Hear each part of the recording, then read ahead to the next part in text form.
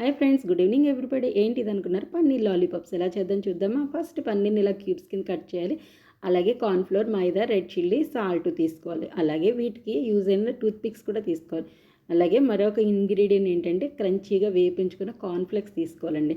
So దీన్ని ఇలా cornflakes ఇలాగా బాగా మిక్చర్ టైప్‌లో చేసుకోవాలి. తర్వాత ఇగో చూడండి, మనం తీసుకున్న కార్న్‌ఫ్లోర్, మైదా, రెడ్ చిల్లీ, సాల్ట్ ఉంది కదండి, ఇలా లిక్విడ్గా ప్రిపేర్ చేయాలి. ఇప్పుడు ఆహ్, వి టూత్ పిక్ తోటి చూడండి పన్నీర్ని అలా పెట్టేసి మనం లిక్విడ్ ప్రిపేర్ చేసాం కదా చూడండి, అందులోని ఇలా డిప్ చేయాలి ఈ పన్నీర్ని.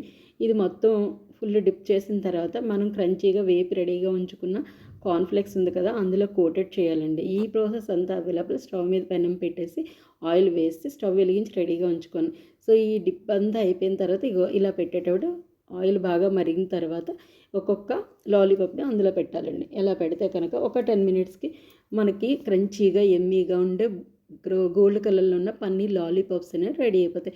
ఇది క్రంచీగా బాగా వేగిన తర్వాత మనకి తెలుస్తుంటుంది. మంచి బ్రౌన్ కలర్లో వస్తే కనుక ఇది తీసివచ్చండి. ఇది ఈజీగా అయిపోద్దండి. చూడండి ఇలాగ ఇవన్నీ ఈవెన్గా అన్నీ ఏగిపోయిన తర్వాత మనం కొంచెం మంచి గోల్డ్ కలర్ వచ్చిన తర్వాత దీన్ని తీసేసి ఒక బౌల్లో వేసుకున్న తర్వాత దాని మీద చాట్ మసాలా వేసుకొని స్ప్రింగ్ ఆనియన్స్తో కానీ టమాటో సాస్తో కానీ సర్వ్ చేసుకుంటే చాలా టేస్టీగా ఉంటుంది. ఈవినింగ్ చాలా బాగుంటుందండి ఈ స్నాక్. పిల్లలు చాలా ఎంజాయ్ చేస్తారు. నచ్చితే లైక్ చేయండి, షేర్ చేయండి, సబ్స్క్రైబ్ చేయండి.